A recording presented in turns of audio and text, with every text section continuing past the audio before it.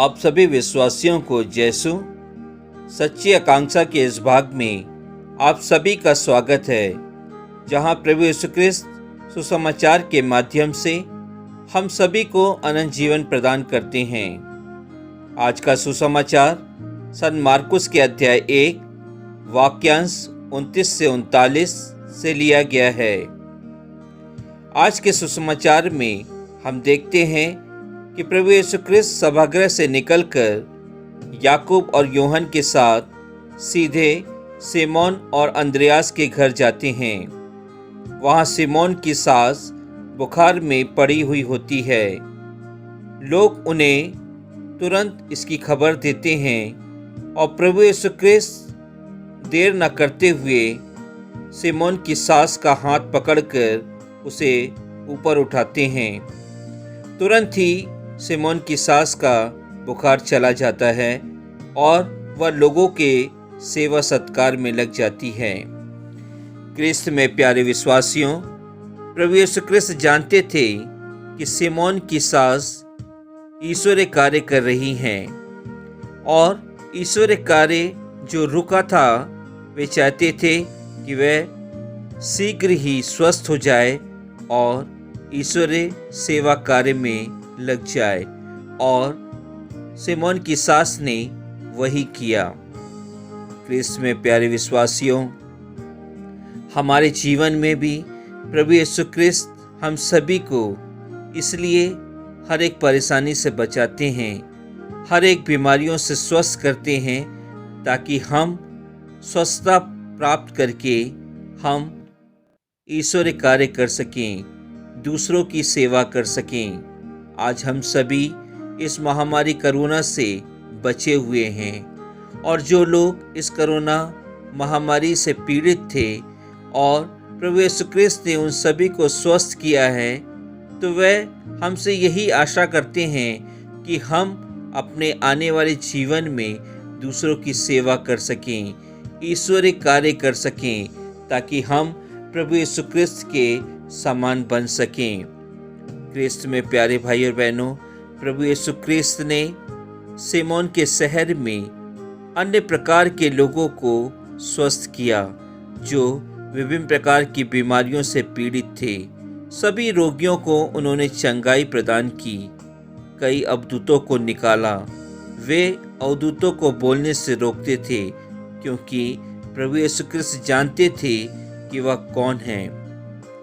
क्रिस्त में प्यारे भाई और बहनों, आज के इस जीवन में हम सभी एक दूसरों की चिंता में लगे हुए हैं, एक दूसरे को खुश करने में लगे हुए हैं, अपने स्वयं के कार्यों में इतने व्यस्त हैं कि हम ईश्वरीय कार्य और ईश्वर की सेवा नहीं कर पा रहे हैं। हम अपने रिश्तेदारों से मिलना, उनके साथ मौज मस्ती करना, अपने परिवारों के दायित्वों को निभाना, इसी पर हम व्यस्त हैं, लेकिन हम ईश्वर के लिए, प्रभु यीशु ख्रिस्त के लिए समय निकाल नहीं पाते हैं। आज की इस डिजिटल दुनिया में यह बात सच है कि हम सभी एक दूसरे के संपर्क में 24 घंटे रहते हैं। मोबाइल जैसी चीज हम सभी के जीवन में इतनी जुड़ी हुई है कि हम उसके माध्यम से कई प्रकार के लोगों को अपने संपर्क में रखते हैं। हम किसी भी समय एक दूसरों से संपर्क करते हैं, एक दूसरे को संदेश भेजते हैं, एक दूसरे से बातें करते हैं, लेकिन क्या हम इन 24 घंटों में प्रभु यीशु ख्रिस्त के ईश्वरीय कार्य करते हैं? आज प्रभु यीशु ख्रिस्त ने हम सभी को इस सुसमाचार के माध्यम से बताया है कि हमें अपने मिशन कार्य को करना है। जिस प्रकार प्रभु यीशु ख्रिस्त ने कई प्रकार के लोगों को अनेक प्रकार की बीमारियों से मुक्त किया, अनेक प्रकार की बीमारियों से चंगाई प्रदान किया, तो उन्होंने अपने पिता के मिशन को पूरा किया। क्या आज हम सभी जिनको प्रभु यीशु ख्रिस्त ने चुना है, हमें एक नाम लेकर चुना है, क्या हम प्रभु यीशु ख्रिस्त के मिशन कार्य को कर रहे हैं? आज हम सभी इस सुसमाचार से यह प्रण लें कि हम अपने जीवन में अच्छे कार्य कर सकें, दूसरों की सेवा कर सकें, हर कोई हमारे समय की आशा करता है कि वह व्यक्ति एक दूसरे का ध्यान करे। वह चाहता है कि व्यक्ति उनकी तरफ ध्यान दे। यदि हम तुरंत उनकी समस्याओं का समाधान नहीं करते हैं तो वह निराश हो जाता है। आज हम प्रभु यीशु क्रिस्त से क्या हम निराश हो सकते हैं? प्रभु यीशु क्रिस्त हर एक समय में हमारी मदद करते हैं। हम एक दूसरे को भूल सकते हैं, लेकिन प्रभु यीशु क्रिस्त हमें हमेशा हमारे जीवन के अंत तक हमेशा हमें याद करते हैं, हमारी हर एक परेशानियों को दूर करते हैं। आइए हम इस सुसमाचार के माध्यम से ईश्वर मिशन को पहचाने। लोगों ने जिस प्रकार प्रभु यीशु क्रिस्त पर विश्वास किया और चंगाई प्राप्त की, हम भी प्रभु यीशु क्रिस्त पर विश्वास करें। अपने विश्वास को मजबूत करते हुए ईश्वरीय कार्य करें।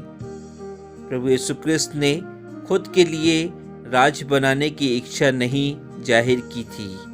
वे एक दूसरे को प्यार करते थे और वही आज्ञा उन्होंने हम सभी को दिया कि हम भी एक दूसरे को प्यार करें।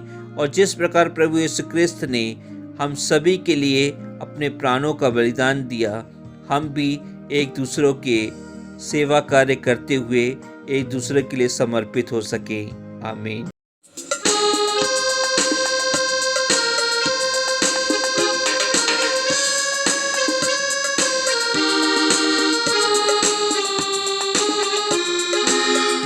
हे मानव सुन जरा, तुझे कोई बुलाता है।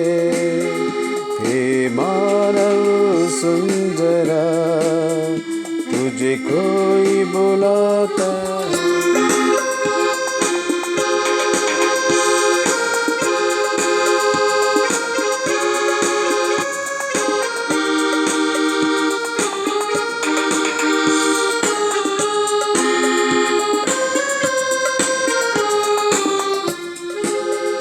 हर दुखों में तू जो है, अंधेरे चारों